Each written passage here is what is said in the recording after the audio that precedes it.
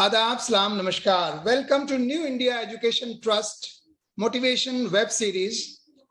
दोस्तों, आपको मालूम है कि हम इस सीरीज में आपकी मुलाकात बहुत सारे ऐसे नौजवानों से कराते हैं जो अपने करियर में बहुत कामयाब हैं.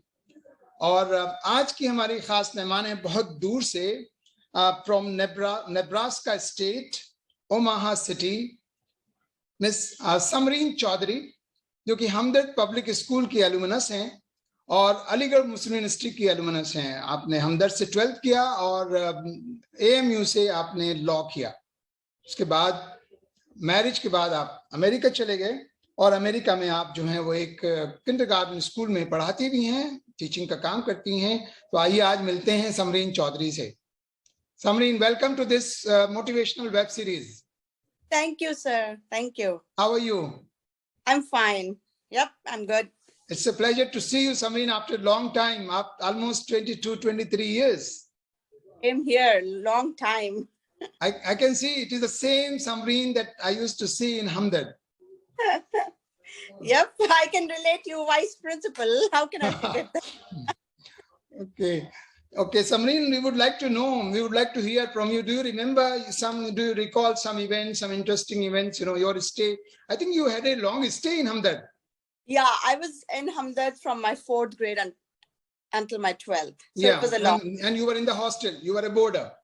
Hostel, I was in the first batch, like first 3 kids that were in hostel first. And then, it's like the day Hamdard started, we were there. Okay, that's really great. Yeah. And you must be having many, many memories. Yeah, it's a long lane, good memories. I'd learned a lot through my school, because I was like into debates and sports and like everything that. And yeah, you used to play also. Yeah, Sayyid Hamid sir, how he promotes, sports and stuff for girls too. So it was a good journey and it was like really a memorable one. Taught me a lot. You had many cousins and brothers, and I think. Yeah, I had my 2 younger brothers, but there was just one with me when we started. The other one joined later. And then I had 2 of my cousin sisters. They were there for a few years, but then they left. But we were like from the beginning to the end. Like I did all my schooling from Hamdard. Samreen, who are the teachers that you remember the most, or your favorite teacher? I remember ma'am, my math teacher, Shanaz ma'am, Halima ma'am, then Sadika ma'am. Sadika Jamal. Yeah. So, and when I was in 11th, I remember my Angela ma'am, Angela Fikri. Okay, that is in economics. Yeah, economics. Yep. Yeah. Yep. And Sangeeta Suri. That is I think English or social studies. Yeah, English. Then Anju ma'am, Anju Malhotra. Hindi. Yeah. Yep. So you remember so many teachers. I know, and I'm in touch with almost all of them. They were all very hardworking teachers. It was like a family. It was like a family. Yes, and many of them were staying in the campus. Yeah, they were all in campus. Yeah, maximum of them were in campus. Yeah. Any interesting story that you can recall, which you would like to share at this point of time? There are so many, sir. Like I still remember the trips that we used to have from our, the school used to organize ones where we used to go for tours. They were the memorable ones. Spending time with our teachers. Yeah. Then playing basketball with Shaista ma'am. How can I forget that? During our time, that was the favorite part. No, Talimabad campus was very vibrant campus actually. Yeah. Because of the children, they were very smart, and then they used to have activities, after school activities, the sporting, then evening activities, then the preps and all that. Yes, it was certainly a vibrant campus, and where we had very, nice children. Of course, hostels have its own problems, there will be so many things, but finally, it is a big family. It's a big family, in a campus, leaving all the teachers, students, I remember, I don't know, I was there only for 2 years as vice principal administration, looking after the hostels, the sports and all that. I remember 2 small kids. I don't know whether you remember them. They were sisters. They were sisters in the girls' hostel. And they were very young, I think in class 1 or class 2. Very tiny, lean and thin. I used to go and sit with them. They would not eat. Sometimes I would, help them. I would feed them with the spoon. So that is the kind of atmosphere, environment that we have in the boarding schools. With the relationship between the teachers, between the students, that's wonderful, and that we always remember. Samreen, you did your law from AMU. Yes. Mm-hmm. So did you practice after doing law for some time? I did for like 2 years, but my in-court practice was kind of when I assisted someone. But I mostly worked for a legal firm, like it was an American-based legal firm. So I was mostly with the American culture that I was working with in Delhi. Okay. Then you moved to US. In which year you Yes. moved after marriage? You moved to US? We came here in 2010. 2010. So now it is 12 years you are in US. Yeah, 12 years. And when did you start working in US? I started working when my daughter started her preschool. So it was when she was 4. Yeah, so it's probably when she was 3. It's my 4th year working now. Okay. Basically, I have a question for you. What difference do you find in the kindergarten in India and in US? Is there any basic difference? Yeah, there is a lot. Like I remember what we had in our schools, like kindergarten in India, we were more focused on, writing and picking up pencils, and the more emphasis was on writing and just learning spellings and learning things. But here it is more on practical. We work on phonics with kids, which is not taught in India at kindergarten level. Because I know when I did my law, because the first year of law is when you all subjects, because it's a 5-year course. Yeah. So we English too. So it was like English, political science. So because it was a BA LLB, so with that it's an integrated course. Yeah, it's an integrated. So with that BA thing, they teach you a lot of subjects that are at BA level. So they taught English. So I had English at that time too. So we did phonics at that time. So you could say that phonics in India are taught when you are doing your graduation in English. Yeah. But we start phonics here at kindergarten level. But now things have changed. In India also, now in good schools, they are teaching phonics, in kindergarten level. Here also in Kuwait, in my school also in Sims, we are doing that at the KG level. Because that is required, and that is easy actually, and it becomes easy for the children. Yeah.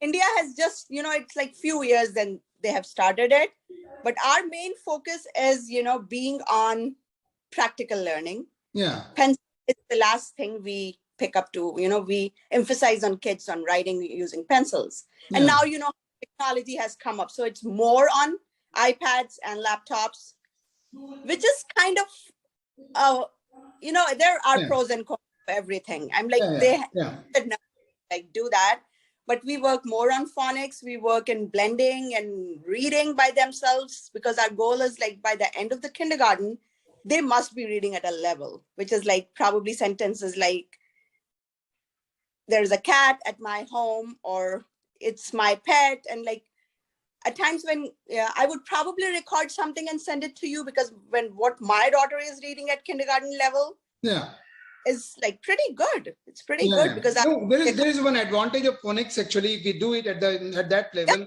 the biggest advantage is the pronunciation.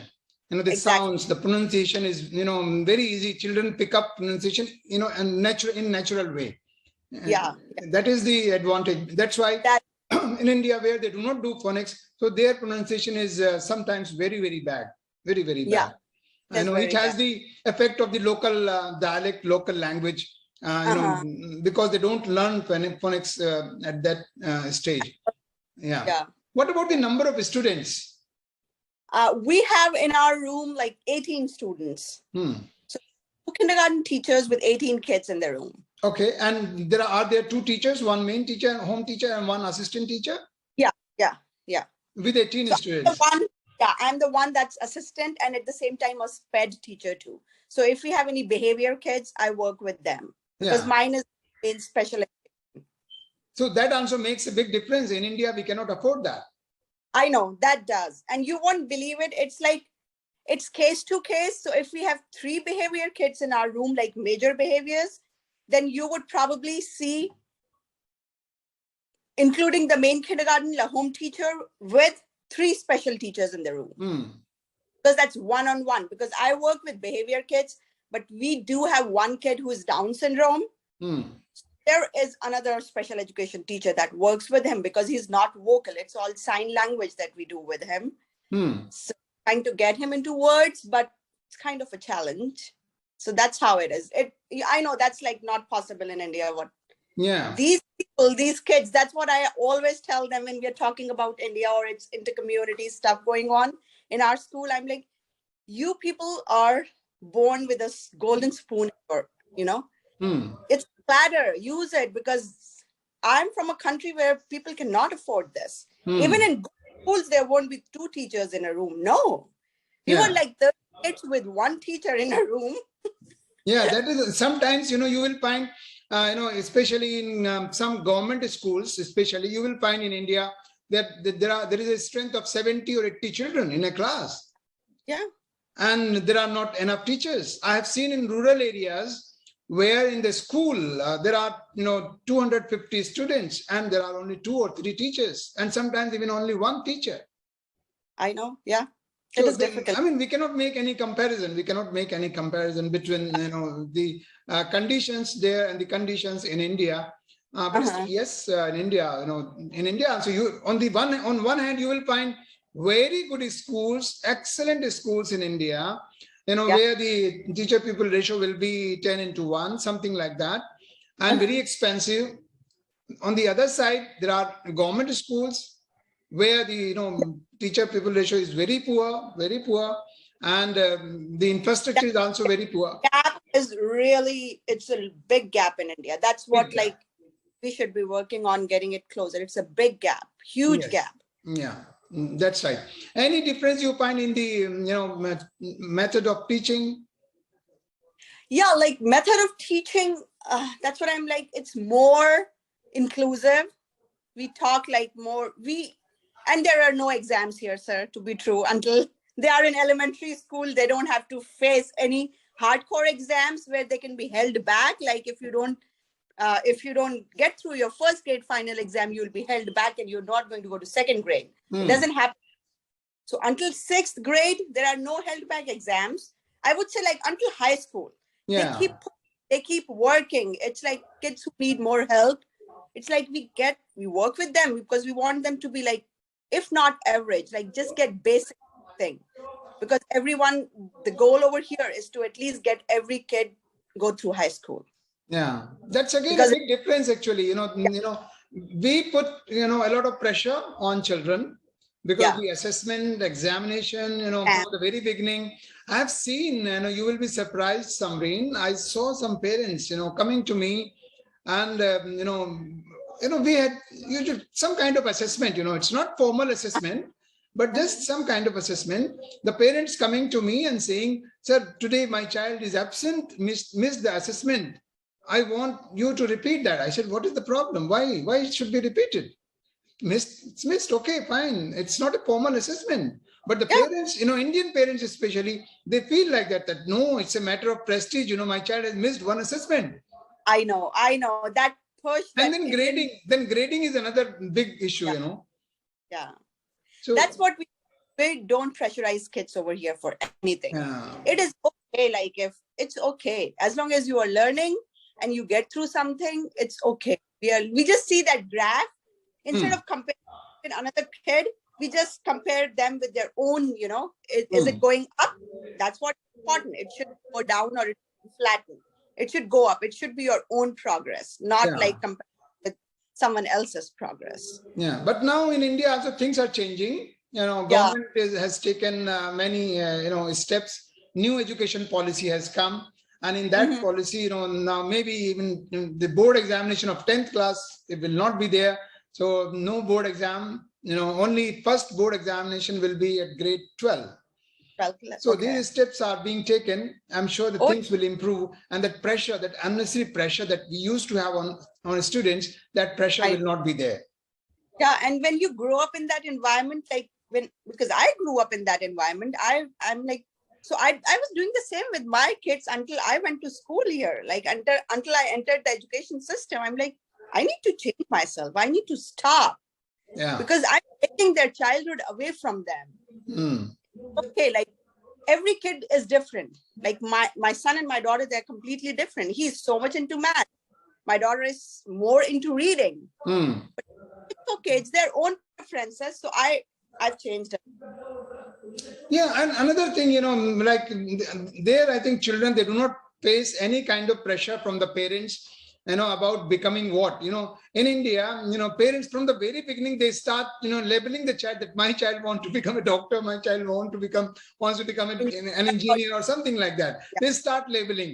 I think in Western countries, and even in U.S.A, I've been to Japan, I've been to Australia, to UK, all these countries, they do not pressurize their children like that. They just find the talent and let the child go, let the child grow in the direction of the talent that the child has. Yep, whatever he or she wants to do, they can. Like, yeah. At times you would, like in India, if a kid is autistic, that kid has no future. But if you look at kids who are autistic here, they have bright future in the US. Yeah. And one of my whose daughter is autistic, she's done her high school, she's completed her college education, and she's worked with the technology department of children's physicians. See, that's great. Yeah. That's so good. Down syndrome. You could see even people who have really good, who can afford it and have high finances. Even with them, their kids cannot do anything good in Down syndrome. They just stay back home. They have nothing. But we have this kid that we're working with who's Down syndrome. And he was like adopted by American parents from China because he was left in an orphanage there when he was 3 or 4 weeks old. But they adopted him. They have 3 normal siblings. This one is the 4th kid. And so we work with him. And even in like the place where my husband works, he works at medical center.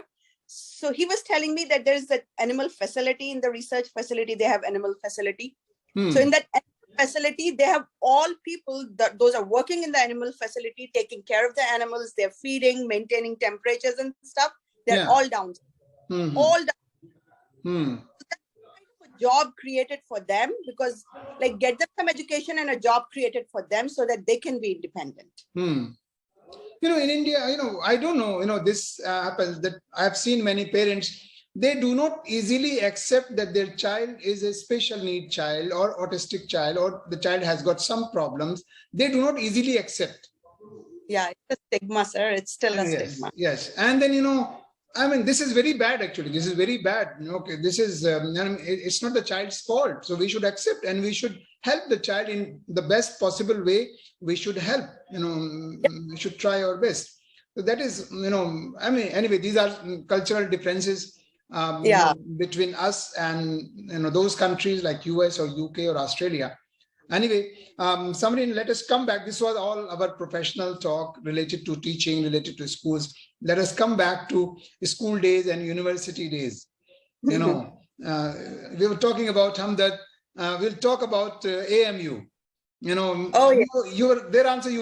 were in the hostel, right? I was in the hostel, yes. Which hall you were there? I was in IG Hall, Indira Gandhi Hall. Okay, that was a new hall, because there was no IG Hall in my time when I was there. Yeah, it was only for girls who were going for their classes in university. So there's a different hostel so that it doesn't have access to Abdullah, because Abdullah Hall is all graduation level. Yeah, and during my time, actually, there were only 2 halls for girls. One was Abdullah Hall and another was Sarojini Naidu Hall.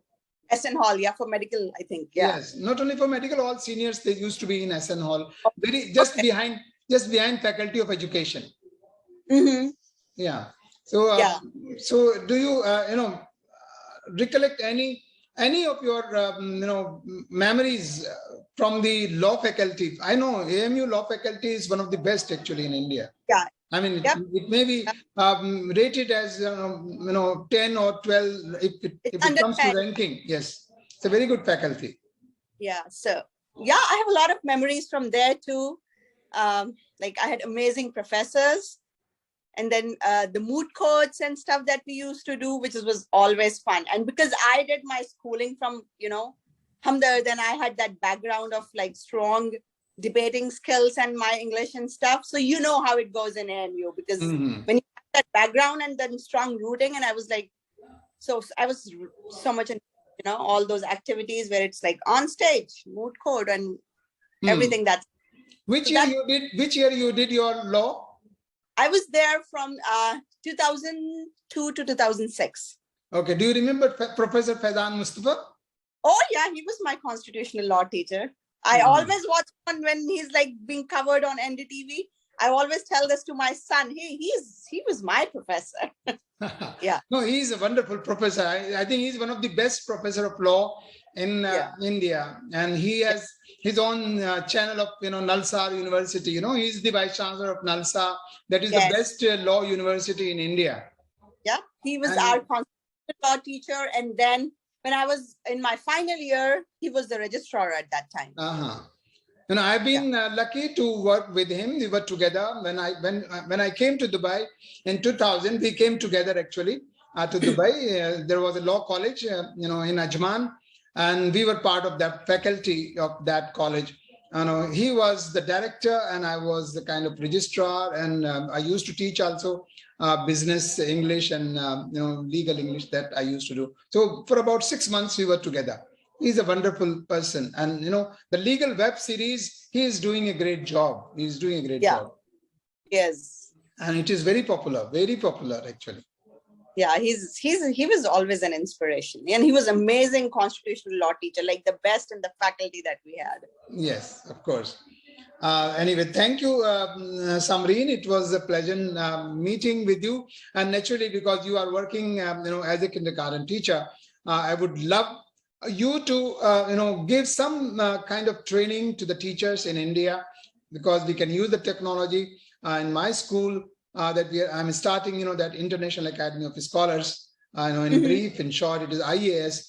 So one day we will have that meeting, and maybe if you can focus on phonics, because I would love that the teachers start with that, because in the villages, the pronunciation has to be really very good. And if they start with that, they will certainly improve, and the pronunciation will come in a natural way.